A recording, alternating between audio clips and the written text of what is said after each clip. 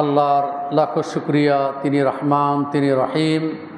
আমাদের এই বাংলাদেশে বিভিন্ন জায়গায় আল্লাহর নিকটে পানির জন্য পানাহা চেয়েছিলেন, ক্ষমা চেয়েছিলেন, এই পানির প্রার্থনা করেছিলেন, আমরাও করেছিলাম। আল্লাহ রহমান তিনি তার বান্দাদের প্রতি দয়া করেছেন, আবারও তার শুকরিয়া স্বরূপ বলি আলহামদুলিল্লাহ। আপনাদের সামনে আমি যে বিষয়গুলো নিয়ে আলোচনা করি, মূলত আমরা আখিরাতকে বেশি প্রাধান্য দিয়ে থাকি।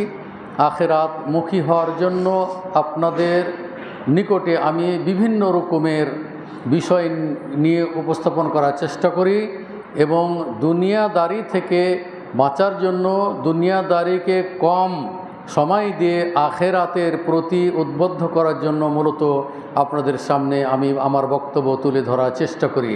তার একটি কারণ হলো যে আপনি যদি দুনিয়াদারি করতে গিয়ে আখিরাতকে ভুলে যান, তাহলে আপনার পরিবার, আপনি নিজেই কী হয়ে যাবেন, ধ্বংস হয়ে যাবেন, আপনার জীবনটাই বৃথা হয়ে যাবে। এর জন্য মূলত এই বিষয়গুলি নিয়ে আপনাদের সামনে আমি উপস্থাপন করার চেষ্টা করি। আজকের যে বিষয় নিয়ে আলোচনা করব ইনশা আল্লাহ তাআলা, সেটি হলো যে ইহলৌকিক জীবন অপেক্ষা পরলৌকিক জীবন সর্বোত্তম। এই বিষয়ের অন্তর্ভুক্ত থাকবে যে আল্লাহ তাআলা মানুষদেরকে কতগুলো জিনিস দিয়ে পরীক্ষা করেছেন। এই পরীক্ষায় যারা উত্তীর্ণ হতে পারবে তারাই সফল কাম হবে, এবং যে জিনিসগুলি এই দুনিয়ায় চাকচিক্যময় সেগুলো আপনাদের সামনে আল্লাহ তাআলা একটি আয়াতই নাজিল করেছেন। সেই আয়াতের ব্যাখ্যায় গিয়ে আমার এই সংক্ষিপ্ত খুতবা সমাপ্ত করব ইনশা আল্লাহ তাআলা। সূরা আল ইমরানের 14 নম্বর আয়াতে আল্লাহ তাআলা বলতেছেন যে যুয়্যিনা লিন-নাসি হুব্বুশ শাহওয়াতি মিনান নিসাই ওয়াল বানিনা ওয়াল কানাতিরিল মুকানতারাতিল মিনাজ যাহাবি ওয়াল ফিদ্দাতি ওয়াল খাইলিল মুসাওওয়ামাতি ওয়াল আনআমি ওয়াল হারসি যালিকা মাতাউল হায়াতিদ দুনিয়া। লম্বা আয়াত। যুয়্যিনা লিন-নাসি হুব্বুশ শাহওয়াতি মিনান নিসাই ওয়াল বানিনা ওয়াল কানাতিরিল মুকানতারাতি মিনাজ যাহাবি ওয়াল ফিদ্দাতি ওয়াল খাইলিল মুসাওওয়ামাতি ওয়াল আনআমি ওয়াল হারসি যালিকা মাতাউল হায়াতিদ দুনিয়া। পক্ষান্তরে আল্লাহ তাআলা সূরা তাকাসুরে বলছেন আলহাকুমুত তাকাসুর হাত্তা যুরতুমুল মাকাবির। অন্য আয়াতে আল্লাহ তাআলা বলতেছেন আল্লাযী জামাআ মালাহু ওয়া আদ্দাদা ইয়াহসাবু আন্না মালাহু আখলাদা কাল্লা লায়ুমবাদান্না ফিল হুতামা ওয়া মা আদরাকা মাল হুতামা নারুল্লাহিল মুকাদা। এই আয়াতগুলি মূলত আল্লাহ তাআলা আয়াত নাজিল করেছেন মানুষদেরকে পরীক্ষা করার জন্য। সর্বপ্রথমে আমি চলে যাই সূরা তাগাবনের 14 নম্বর আয়াতে। দুই জায়গাতে দুইটি আয়াতের অংশ বিশেষ উল্লেখ করেছেন। প্রথমটি হচ্ছে যে আল্লাহ তাআলা বলতেছেন ইয়া আইয়ুহাল্লাযীনা আমানু ইন্না মিন আজওয়াজিকুম ওয়া আওলাদিকুম আদুওয়াল লাকুম ফাহদারুহুম। আল্লাহ তাআলা বলতেছেন হে ঈমানদারগণ, স্ত্রী, তোমাদের সন্তানাদি তোমাদের জন্য এরা হলো শত্রু স্বরূপ, এরা দুশ্মন। ফাহদারুহুম, সুতরাং তাদের থেকে তোমরা সতর্ক থাকবে। এটি একটি আয়াত। এই আয়াতের অংশবিশেষ আল্লাহ তাআলা বলতেছেন ইন্নামা আমওয়ালুকুম ওয়া আওলাদুকুম ফিতনাহ, নিশ্চয় তোমাদের ধন সম্পদ, তোমাদের সন্তানাদি এরা হলো তোমাদের জন্য পরীক্ষা স্বরূপ। আরেকটি আয়াতে আল্লাহ তাআলা সূরা মুজাদালাতে বলতেছেন যে লান তুগনিয়া আমওয়ালুহুম ওয়ালা আওলাদুহুম মিনাল্লাহি শাইআ, তোমাদের ধন সম্পদ, তোমাদের সন্তানাদি তোমাদের কোনো কাজে আসবে না। তো এই আয়াতগুলি দ্বারা প্রমাণ পাওয়া যায় যে সূরা আল ইমরানের 14 নম্বর আয়াতে আল্লাহ তাআলা বলতেছেন যে যুয়্যিনা লিন-নাসি হুব্বুশ শাহওয়াতি মিনান নিসাই ওয়াল বানিনা, নিশ্চয় আল্লাহ তাআলা মানুষদেরকে সুশোভিত করেছেন কি স্ত্রী, সন্তান, সন্ততি। তারপরে বলা হচ্ছে যে ওয়াল কানাতিরিল মুকান্তারাতে মিনাজ যাহাবি ওয়াল ফিজ্জাতি, এবং ধনভাণ্ডারের মধ্য হতে স্বর্ণ, রৌপ্য এবং চিহ্নিত ঘোড়া এবং চতুষ্পদ জন্তু এবং ক্ষেত খামারের শস্য, সবগুলি হচ্ছে যালিকা মাতাউল হায়াতি দুনিয়া, এই ইহলৌকিক জীবনের, এগুলো হলো সুখভোগের বিষয়। এগুলো এগুলো এই সমস্ত সামগ্রিক হলো এই দুনিয়াতে কি আরাম আয়েশের জন্য এগুলো আল্লাহ তাআলা মানুষদেরকে দিয়ে সুশোভিত করেছেন। তার মানে আল্লাহ তাআলা এগুলো দিয়ে মানুষদেরকে পরীক্ষা করতেছেন। তাহলে এই কতক জিনিস দিয়ে আল্লাহ তাআলা বান্দাদেরকে পরীক্ষা করতেছেন। এক নম্বর হলো যে স্ত্রী। এখন এই স্ত্রীকে যদি আপনি সঠিকভাবে পরিচালনা করেন, স্ত্রী যদি আপনার কথা মতো চলে, স্ত্রীকে যদি আপনি দিনদারি, পরহেজগারি ইত্যাদি আপনি শিক্ষা দেন, এবং সে যদি স্বামীর আনুগত্য করে, সে যদি পুরোপুরি সন্তানদেরকে দেখাশোনা করে, অর্থাৎ শরীয়তের বিধি বিধান মোতাবেক সে যদি তার এবং সন্তানদের জীবনগুলিকে যদি সে পরিচালিত করে, তাহলে এই পরীক্ষায় আপনি উত্তীর্ণ হয়ে গেলেন। তো এই স্ত্রী দিয়েও কিন্তু, এই সন্তানাদি দিয়ে কিন্তু আপনাকে আল্লাহ তাআলা কী করতেন, সুশোভিত করেছেন, চাকচিক্য করেছেন, যে এর মধ্যেই আপনি আপনার জীবনটাকে অতিবাহিত করবেন। দুনিয়াদারি থেকে দুনিয়াকে আপনি, আখেরাতকে আপনি ভুলে যাবেন, এই দুনিয়া নিয়ে কি আপনি ব্যতিব্যস্ত থাকবেন। যুয়্যিনা লিন-নাসি হুব্বুশ শাহওয়াতি মিনান নিসাই ওয়াল বানিনা ওয়াল কানাতিরিল মুকান্তারাতি মিনাজ যাহাবি ওয়াল ফিদ্দা, এবং ধনভাণ্ডার, অসংখ্য ধনভাণ্ডার। হয়তো এখানে যেহেতু দামি জিনিস, এই সোনার কথা উল্লেখ করা আছে, মিনাজ যাহাবি স্বর্ণ, ওয়াল ফিদ্দা রৌপ্য, এবং বলা হচ্ছে আল খাইলিল মুসাওয়ামাতে, এবং চিহ্নিত ঘোড়া। এটি কিন্তু এক সময়তে, সেই সময় এগুলো খুব দামি জিনিস ছিল। এখনও কিন্তু দেখা যায় যে আরব দেশগুলিতে যেগুলো প্রশিক্ষণপ্রাপ্ত ঘোড়া, যেগুলো ঘোড় দৌড়ে যেগুলো তারা কি করে, ব্যবহার করে, এই ধরনের ঘোড়ার দাম এখনও প্রায় 10 লক্ষ রিয়াল। কত দামি জিনিস! আল্লাহ তাআলা কিন্তু এটি উল্লেখ করেছেন যে ওয়াল খাইলিল মুসাওয়ামাতে, চিহ্নিত ঘোড়া। তার মানে যে সমস্ত ঘোড়াগুলো মানুষ কি করে, এই ঘোড় দৌড়ে কি করে এরা ব্যবহার করে, যুদ্ধক্ষেত্রে কি করে ব্যবহার করে। তো এইটা একটা দামি জিনিস। এগুলো দ্বারা এখানে সম্পদ বোঝানো হয়েছে। যেমন স্বর্ণকে বলা হয়েছে, যেমন রৌপ্যকে বলা হয়েছে, এখানে চিহ্নিত ঘোড়াকেও বলা হয়েছে। এবং অসংখ্য তখন উটের মালিক ছিল মানুষ। তারপরে তারা গরু, ছাগল, এগুলো তারা কি তারা পালন করতো, এগুলোই তাদের সম্পদ ছিল। এই সম্পদের কথাগুলি আল্লাহ তাআলা উল্লেখ করেছেন এবং বলতেছেন ওয়াযালিকা মাতাউল হায়াতিদ দুনিয়া।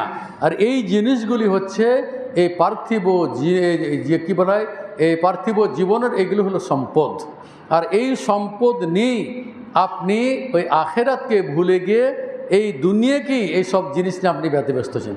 ধন সম্পদ যেখানে ব্যয় করার কথা সেখানে আপনি ব্যয় করছেন না, যেখানে আপনার ব্যয় করার কথা সেখানে করছেন না, যেখানে ব্যয় করার কথা না সেখানে আপনি ব্যয় করতেছেন, অন্যায় জায়গাতে এগুলো ব্যয় করতেছেন। এবং আপনার সন্তানদেরকে যেভাবে তৈরি করার কথা সেভাবে আপনি তৈরি করতেছেন না। আপনার যে সমস্ত এই চতুষ্পদ জন্তুগুলো আছে সেগুলোর আপনি ঠিক মতো জাকাত দিচ্ছেন কিনা।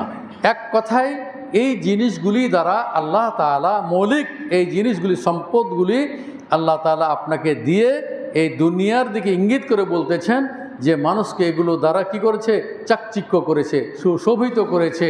সুতরাং এই জিনিসগুলি নিয়ে যদি মানুষ ব্যতিব্যস্ত থাকে তাহলে তারা আখেরাতকে কি ভুলে যাবে। আর আখেরাতকে ভুলে গেলে এই দুনিয়াদারি হলো ক্ষণিকের। দুনিয়াতে আপনি এসেছেন ক্ষণিকের জন্য, এরপরে আপনি কি দুনিয়া পরিত্যাগ করবেন। আর বিশাল আখেরাত সেটি হলো চিরস্থায়ী, এবং সেখানেই অনন্তকাল সেখানে আপনি বসবাস করবেন। এর জন্য আল্লাহ তাআলা সূরা আ'লার এই 17, 16 এবং 17 নম্বর আয়াতে আল্লাহ তাআলা বলতেছেন সূরা আ'লার মধ্যে যে বাল তুসিরুনাল হায়াতাদ দুনিয়া, তোমরা কি করছো, পার্থিব জীবনকে তোমরা অগ্রাধিকার দিচ্ছ, এই পার্থিব জীবনকে। সুতরাং তোমরা জেনে রাখো যে বাল তুসিরুনাল হায়াতাদ দুনিয়া ওয়াল আখিরাতু খায়রুন ওয়া আবকা, আর আখেরাতটা হচ্ছে কি সর্বোত্তম এবং চিরস্থায়ী। আল্লাহ তাআলারই বাণী এটা। সুতরাং আখেরাত হচ্ছে চিরস্থায়ী এবং সর্বোত্তম। এই চিরস্থায়ী স্থানকে গ্রহণ করার জন্য এবং সর্বোত্তম জায়গাকে ধরার জন্য আপনাকে এই দুনিয়া পরিত্যাগ করতে হবে এবং আখেরাতের দিকে ধাপিত হতে হবে। এবং আখেরাত নেই আপনাকে কি বেশি চিন্তা ভাবনা করতে হবে, এবং আখেরাত নেই আপনি, আপনার পরিবার, আপনার সন্তানাদি, আপনার সম্পদ সবগুলো আখেরাত নিয়ে আপনাকে চিন্তা ভাবনা করতে হবে। আল্লাহ তাআলা আপনাকে সম্পদশালী করেছেন, আল্লাহ তাআলা আপনাকে ধন দৌলত দিয়েছেন, এবং ছোট্ট ছোট্ট সূরাগুলি যদি আপনারা পড়েন, এগুলো আপনারা অধ্যয়ন করেন, তাহলে কিন্তু অনেক কিছু আপনারা জানতে পারবেন। যেমন আমরা সূরা তাকাসুর আমরা পড়ে থাকি, আমরা 5 ওয়াক্ত সালাতে এগুলো আমরা পড়ে থাকি। ইমামের সাথে পড়লে তো ইমামই পড়ে, আর আপনারা যখন একাকেই পড়েন, সুন্নত সালাত আদায় করেন, তখনও দেখা যায় যে আপনারা ছোট ছোট সূরাগুলো কি পড়ে থাকেন। এখানে যেমন একটি সূরা আল্লাহ তাআলা বলতেছেন আলহাকুমুত তাকাসুর। তাকাসুর শব্দর হচ্ছে যে প্রচুর ধন সম্পদ সঞ্চয় করা, আর তাকাসুর শব্দের অর্থ হচ্ছে যে প্রচুর ধন সম্পদ কী করা, সঞ্চয় করা। আর আল্হা শব্দের অর্থ হচ্ছে যে কি করা, গাফেল করে দেওয়া, মানুষকে অন্যমনস্ক করে দেওয়া, তারপরে কি করা, আখেরাতকে ভুলিয়ে দেওয়া। সুতরাং আল্লাহ তাআলা বলতেছেন আলহাকুমুত তাকাসুর, প্রচুর ধন সম্পদ তোমাদেরকে কি করেছে, গাফেল করে দিয়েছে, তোমাদেরকে আখেরাত ভুলিয়ে দিয়েছে, তোমরা দুনিয়ার দিকে ধাপিত করে দিয়েছে। এটা চলতেই থাকবে কতদিন, বলছে হাত্তা জুরতুমুল মাকাবির, কবরে অবস্থান করার আগ পর্যন্ত, যতক্ষণ তোমরা কবরে না যাবে, যতক্ষণ তোমরা কবরে অবস্থান না করবে, ততক্ষণ পর্যন্ত তোমরা তোমাদের এই প্রাচুর্য দিয়ে ধন সম্পদ এগুলোতে তোমাদেরকে আখেরাতকে ভুলিয়ে রাখবে, তোমাদেরকে গাফেল করে দিবে, তোমাদেরকে অন্যমনস্ক করে দিবে। সুতরাং দুনিয়াদারির দিকে তখন মানুষ কি ধাপিত হয়ে যাবে। তাহলে এই আয়াত দ্বারা বোঝা যাচ্ছে যে আল্লাহ তাআলা বলছেন হাত্তা জুরতুমুল মাকাবির, যে কবরে যাওয়া পর্যন্ত মানুষ প্রচুর ধন সম্পদ সংগ্রহ করার জন্য কি করবে, তারা আপ্রাণ চেষ্টা করবে এবং দুনিয়াকে তারা অগ্রাধিকার দিবে, আখেরাতকে তারা ভুলে যাবে। বুখারীর 64-42 নম্বর হাদিস, আল্লাহ রাসূল সাল্লাল্লাহু আলাইহি সাল্লাম বলছেন লাউ আন্না ইবনে আদম, আপনাদের সামনে একাধিকবার হাদিসটা পড়েছি, লাউ আন্না ইবনে আদম উতিয়া কোচে ওয়াদিয়ান মালআম মিন যাহাবিন আহাব্বা ইলাইহি সানিয়ান ওয়ালা উতিয়া সানিয়ান ফা আহাব্বা ইলাইহি সালিসান ওয়ালা উতিয়া সালিসান قال لا يسد جوف ابن آدم إلا التراب। বুখারীর হাদিস। আল্লাহ রাসূল সাল্লাল্লাহু আলাইহি সাল্লাম আয়াতও সেটাই বলতেছে যে মরার আগ পর্যন্ত মানুষ ধন সম্পদকে ছুড়াছুড়ি করবে, ধন সম্পদ সংগ্রহ করার জন্য কি মানুষ নিজের ঈমানকে হারিয়ে দেবে, ঈমান হারা হয়ে যাবে, ঈমানকে তারা অগ্রাধিকার দিবে না, কোনটা হালাল কোনটা হারাম পার্থক্য করবে না মানুষে। আল্লাহ রাসূল বলছেন যে ইয়াতি আলান নাস জামানুন লা ইউবালিল মারউ মা আখাযা আমিনহু হালাল আখাযা মিনহু আমিনাল হালাল আমিনাল হারাম। আল্লাহ রাসূল সাল্লাল্লাহু আলাইহি সাল্লাম বলছেন এমন এক যুগ আসবে যেই যুগে মানুষ বলছে পরোয়া করবে না, লা ইউবালিল মারউ, মানুষ পরোয়া করবে না আখাযা মিনাল হালাল আমিনাল হারাম, কোনটা হালাল আর কোনটা হারাম এটা মানুষ কি পার্থক্য করবে না। আপনি ধন সম্পদ আপনার কি সংগ্রহ করার উদ্দেশ্য আপনার, কিন্তু আপনাকে লক্ষ্য রাখতে হবে যে বয়স তো হয়ে গেছে, এখন আর তো খুব বেশি সময় নয়, অচিরে যে কোনো সময়তে আপনার মৃত্যু আসতে পারে।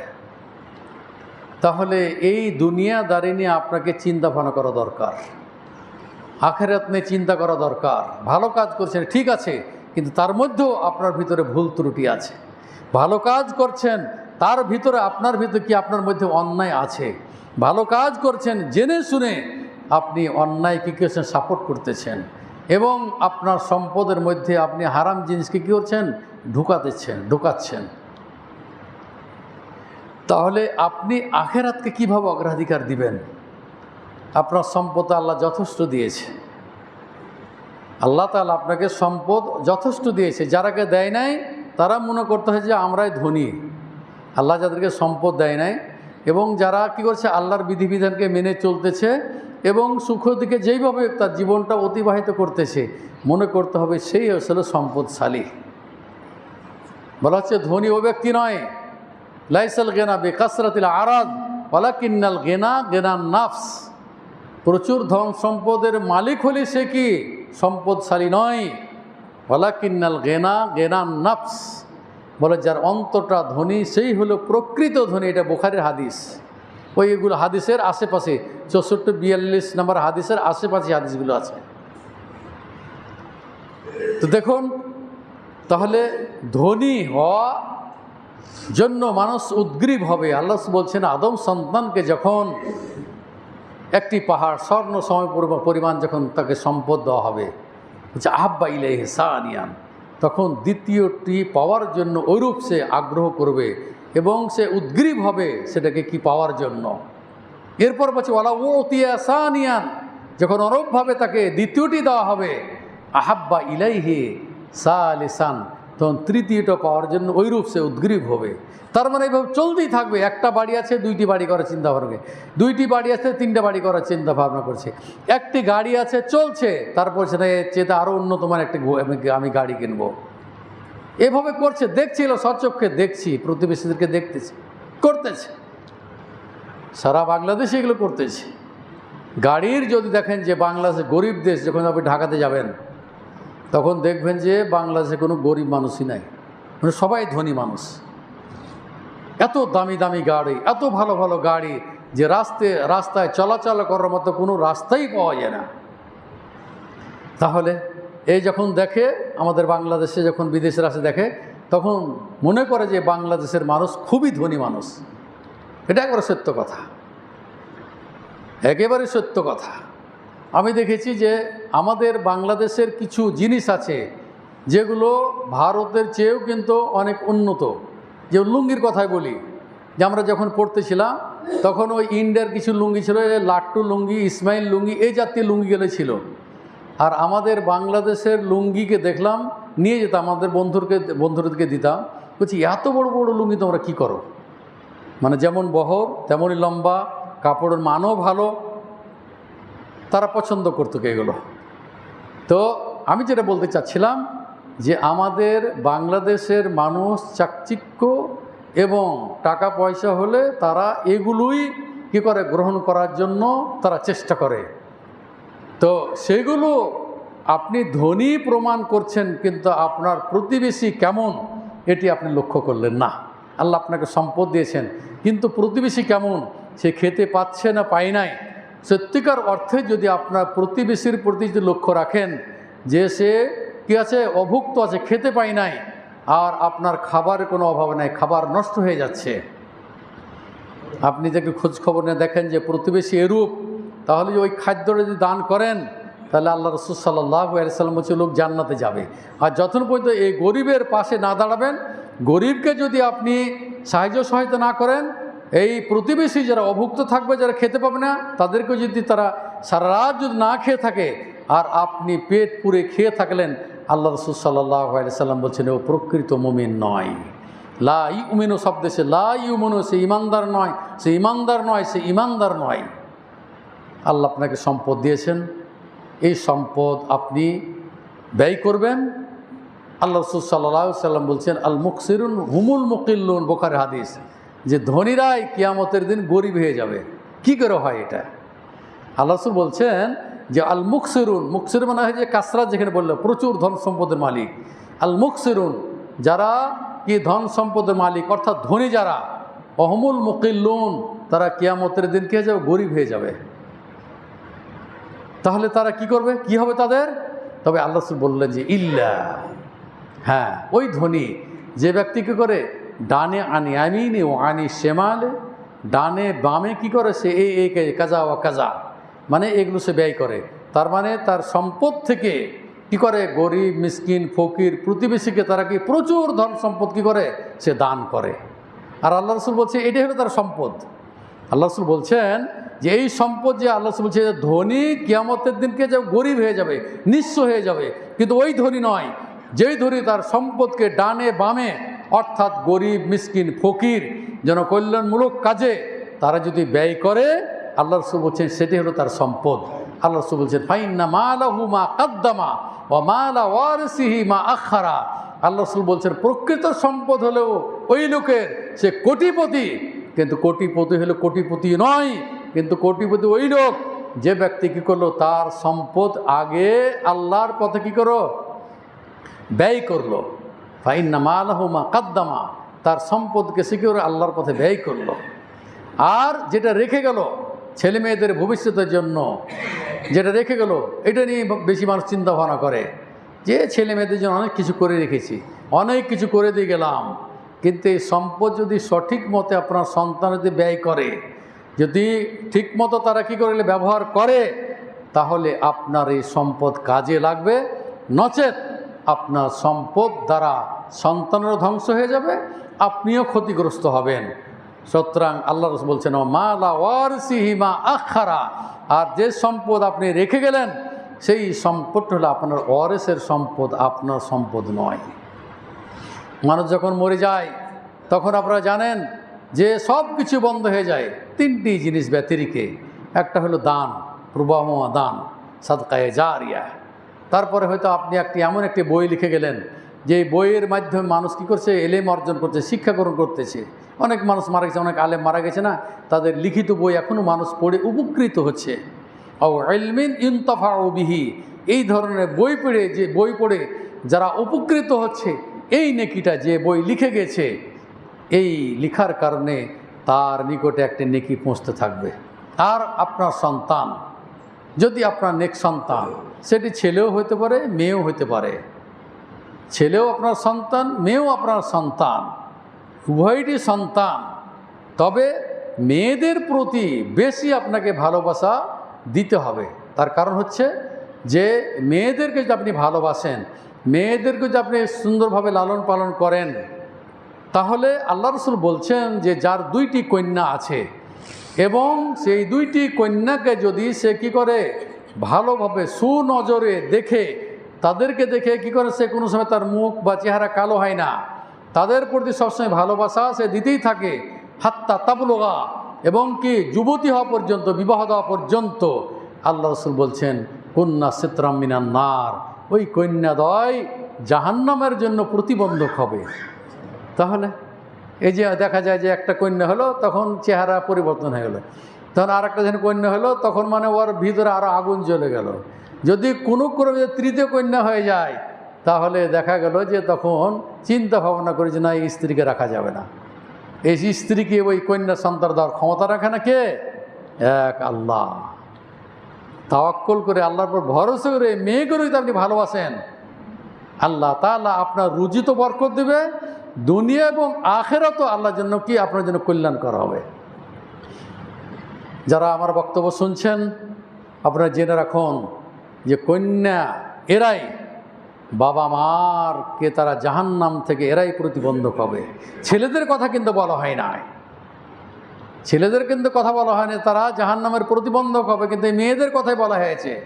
এবং যাদের বাচ্চা নষ্ট হয়ে যায়, আল্লাহ রাসূল বলছেন যে তার ওই নারী তার মাকে ধরে টানবে, যে যখন জাহান্নামে দিবে তখন বলছে না আল্লাহ তুমি তাকে জাহান্নামে দিও না, তুমি তাকে জান্নাতে দাও। ওই বাচ্চার সুপারিশের কারণে ওর মাকে তখন ওই জাহান্নাম থেকে টেনে এসে কিসে দেবে? জান্নাতে দেবে। এগুলো হাদিস বলছে আপনাদের সামনে, এটা কোনো গল্প নয়। অতএব যে সমস্ত ভাইদের আমি যেটা বলতে চাচ্ছিলাম যে এদেরকে সুশিক্ষিত করুন, এদেরকে শিক্ষা দেন, দ্বীনি ইলম শিক্ষা দেন। অনেক মানুষ আছে না, দেখে জেনারেল শিক্ষিত মানুষ বাচ্চাদেরকে কোরআন পড়াচ্ছে, বাচ্চাদেরকে দোয়া শেখাচ্ছে, বাচ্চাদের কী করছে, বাচ্চাও খুশি, বাপ মাও খুশি যে আমার মেয়েটা কি করবে, এই আমার জন্য আখিরাতের জন্য সে প্রতিবন্ধক হবে, কি জাহান্নামের জন্য সে প্রতিবন্ধক হবে।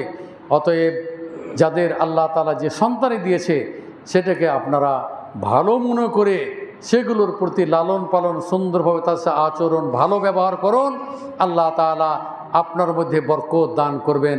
এবং এই সন্তানের কথা যেটা বলতেছিলাম, যে আল্লাহ রাসূল বলছেন যে আওয়ালাদিন সালেহিন ইয়াদউ লাহু, ওই নেক সন্তান যখন আপনাদের জন্য যখন দোয়া করবে, ওই দোয়াটা তখন আল্লাহর দরবারে গৃহীত হবে।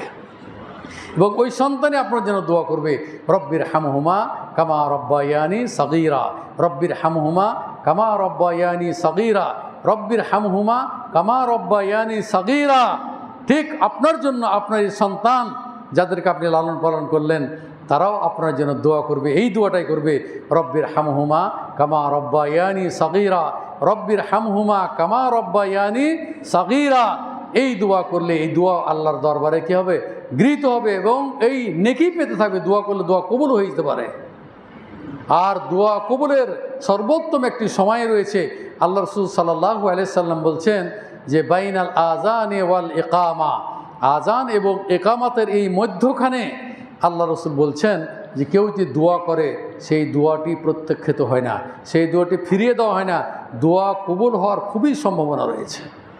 এই সময়তে আপনারা বেশি বেশি করে দোয়া করবেন এবং মসজিদে এসে এই আজান এবং একামাতের এই মাঝখানে আপনারা কি করবেন? আল্লাহর নিকটে দোয়া করবেন। ইনশাআল্লাহ আপনাদের দোয়া আল্লাহ তাআলা কি করবেন? গ্রহণ করবেন। আমি আমার বক্তব্যের শেষ প্রান্তে চলে এসেছি। সুতরাং আসুন আমরা এই আয়াতের আলোকে যেটা বলতে চাচ্ছিলাম যে আল্লাহ তাআলা বলতেছেন যে তোমরা দুনিয়ার জীবনকে অগ্রাধিকার দিচ্ছ না, তোমরা আখেরাতের জীবনকে অগ্রাধিকার দাও। আর আখেরাতের জীবনকে তুমি তো অগ্রাধিকার দাও, তাহলে সেটি হচ্ছে কি চিরস্থায়ী এবং সেটি হচ্ছে কি সর্বোত্তম। এবং আপনাদের সামনে এর আগেও একটা হাদিস বলেছিলাম, আল্লাহ রাসূল সাল্লাল্লাহু আলাইহি ওয়াসাল্লাম বলতেছেন যে দুনিয়া এবং আখেরাতের তুলনা করা হয়েছে একটি হাদিসে, মুসলিমের হাদিস। আল্লাহ রাসূল সাল্লাল্লাহু আলাইহি ওয়াসাল্লাম বলতেছেন যে এই দুনিয়া এবং আখেরাত এখানে তুলনা করা হয়েছে। আল্লাহ রাসূল সাল্লাল্লাহু আলাইহি ওয়াসাল্লাম বলতেছেন যে তোমাদের কেউ যখন তার আঙ্গুলের কথা বলা হয়েছে যে সাগরে যদি সে কী করে? আঙ্গুল ডুবায়, তাহলে এই আঙ্গুলটা ডুবার পরে যে পানিটুকু তার আঙ্গুলে আসবে, 1 ফোঁটা আসবে বা 2 ফোঁটা বা 3 ফোঁটা, এই ফোঁটা পানিটুকুকে আল্লাহ রাসূল সাল্লাল্লাহু আলাইহি সাল্লাম বলছেন এটাই হলো দুনিয়া, আর সাগরটাই হচ্ছে কি? আখেরাত। তাহলে তুলনা করে দেখুন যে আল্লাহ রাসূল সাল্লাল্লাহু আলাইহি সাল্লাম বলছেন যে তুমি তোমার আঙ্গুলটাকে তুমি সাগরে ডুবাও, ফিল ইয়াম্মে বলা হয়েছে, তুমি ওখানে ডুবাও। তারপরে বলা হচ্ছে যে ফালিয়ানজুর বিমা ইয়ারজিউ, দেখো আঙ্গুলটা ডুবার পরে আঙ্গুলে কতটুকু পানি আসতেছে, যেটুকু আসতেছে এটাই হলো দুনিয়া, আর সাগরটাতে তুমি আঙ্গুল ডুবালে এটা হলো কি? আখেরাত। তাহলে আপনার জীবনটা কিভাবে অতিবাহিত করতে হবে সেটা আল্লাহ বলছেন।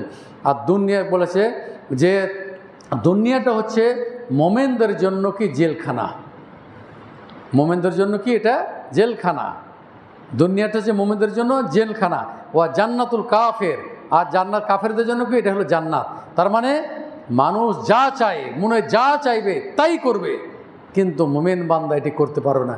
জেলখানায় যেমন আপনি বন্দী হয়ে থাকলে আপনি স্বাধীনভাবে চলার যে আপনার কোনো ক্ষমতা নেই, অনুরূপভাবে এই দুনিয়াটাকে সিজনুল মুমিন বলা হয়েছে, আর দুনিয়া সিজনুল মুমিন। দুনিয়াটাকে বলা হচ্ছে কি? জেলখানা। জেলখানাতে যে আপনার কোনো স্বাধীনতা থাকে না। দুনিয়ার মধ্যে আল্লাহ তাআলার একটি সীমারেখা আছে, এই সীমারেখার মধ্যেই আপনাকে কী করতে হবে? আপনার জীবনটাকে অতিবাহিত করতে হবে। যেমন জেলখানায় আপনার জীবনটাকে গণ্ডির ভিতরে অতিবাহিত করতেছেন, ঠিক দুনিয়াতেও আপনার জীবনটাকে ওইভাবেই আল্লাহ তাআলা যেটা সীমারেখা আছে এই সীমারেখার মধ্যেই তো আপনি অতিবাহিত করেন। তাহলে আল্লাহ তাআলা বলতেছেন যে এই দুনিয়াটা মুমিনদের জন্য জেলখানা, আর কাফেরদের জন্য হচ্ছে কি? এটি হলো কি? তাদের জন্য এটা কি? জান্নাত। এটি তারা যা ইচ্ছা তাই করে, মনে যা যাবে তাই করবে, কিন্তু মুমিন কোন দিন ইচ্ছা মতো কোনো কিছু করতে পারবে না। শরীয়তের মধ্য থেকেই আপনার জীবন, আপনার পারিবারিক জীবন, আপনার সামাজিক জীবন, বিশেষ করে আপনার পরিবারকে আদর্শ পরিবার হিসেবে গড়ে তুলতে হলে দুনিয়াকে পরিত্যাগ করতে হবে, হালাল রুজি ভক্ষণ করার চেষ্টা করতে হবে, হারাম জিনিস হতে বেঁচে থাকার চেষ্টা করবে। আপনার স্ত্রীকে, আপনার মেয়েদেরকে পর্দা পুশিদার মধ্যে রেখেই তাদেরকে 5 ওয়াক্ত সালাতমুখী করতে হবে এবং মসজিদমুখী করতে হবে। তাহলে আপনার পথ সহজ হয়ে যাবে, জান্নাতের পথ আপনার জন্য খুবই সহজ হয়ে যাবে। দোয়া করি মহান রব্বুল আলামিন তুমি আমাদের যে সমস্ত ভাইয়েরা আমার বক্তব্য শুনছেন, আমার সামনে যারা যারা উপবিষ্ট আছেন, মা বোন যারা আমার বক্তব্য শুনছেন, আপনাদের প্রতি আমার নসিহত থাকবে, উপদেশ থাকবে যে আসুন দুনিয়াকে আমরা পরিত্যাগ করার চেষ্টা করি, আখেরাতকে আমরা অগ্রাধিকার দিই। দুনিয়াকে পরিত্যাগ করার মানে এই নয় দুনিয়াতে কল্যাণ চাইতে হবে। এই দোয়াটা আপনারা সবসময় করবেন। রব্বানা আতিনা ফিদ দুনিয়া হাসানা ওয়া ফিল আখিরাতি হাসানা ওয়া কিনা আযাবান নার। দুনিয়ার জন্য কল্যাণ চাইতে হবে, আখিরাতের জন্য কল্যাণ চাইতে হবে এবং জাহান্নাম থেকে বাঁচার জন্য এই দোয়াটি আপনার জন্য যথেষ্ট। রব্বানা আতিনা ফিদ দুনিয়া হাসানা ওয়া ফিল আখিরাতি হাসানা ওয়া কিনা আযাবান নার। পিতামাতার জন্য দোয়া করবেন, রব্বির হামহুমা কামা রব্বায়ানি সাগীরা, রব্বির হামহুমা কামা রব্বায়ানি সাগীরা। এবং আত্মীয় স্বজন যারা মৃত্যুবরণ করেছে তাদের জন্য সর্বদাই দোয়া করবেন। আমরাও দোয়া করি, হে মহারব্বুল আলামিন, আমাদের নিকট আত্মীয় যারা কবরে আছে, আল্লাহ তুমি তাদেরকে কবরের আযাব থেকে রক্ষা করো। আল্লাহ তুমি তাদেরকে জাহান্নাম থেকে রক্ষা করো। আল্লাহ তুমি তাদেরকে জান্নাতুল ফিরদাউস নসিব করো। আমাদের মাঝে অনেক ভাই অসুস্থ আছে, তাদের সুস্থতার জন্য দোয়া করতেছি। আজহিবিল বাস রব্বান নাস ওয়াশফি আনতা শাফি লা শিফা ইল্লা শিফাউকা শেফা আল্লাহ ইউগাদিরু সাকামা। আমরা দোয়া করতেছি সেই ফিলিস্তিন ভাইদের জন্য যে ফিলিস্তিনদের প্রতি এখনও নির্যাতন চলতেছে, এখনও তারা বোমাবাজি করতেছে, অসংখ্য ফিলিস্তিনকে এখনও হত্যা করতেছে, বৃদ্ধা আঙ্গুল সারা বিশ্বকে দেখিয়ে দিয়ে এখনও বর্বর তারা নির্যাতন চালাচ্ছে। হে আল্লাহ, তুমি এই জালেমদের কাছ থেকে আল্লাহ তুমি মুসলিম ভাইদেরকে রক্ষা করো। এই জালেমদের হাত থেকে আল্লাহ ফিলিস্তিন ভাইদেরকে তুমি রক্ষা করো। তাদের মাতৃভূমিকে আল্লাহ তুমি ফিরিয়ে দেওয়ার আল্লাহ তুমি ব্যবস্থা করো।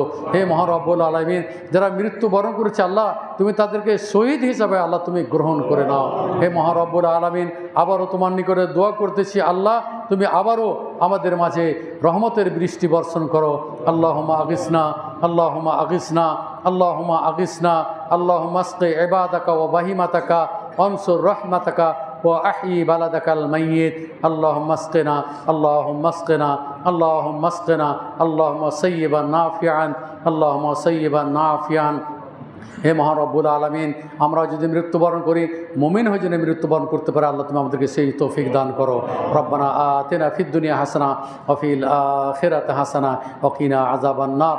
রব্বানা তাকাব্বাল মিন্না ইন্নাকা আনতাস সামিউল আলিম ওয়া তুব আলাইনা ইন্নাকা আনতাত তাওয়াবুর রহিম।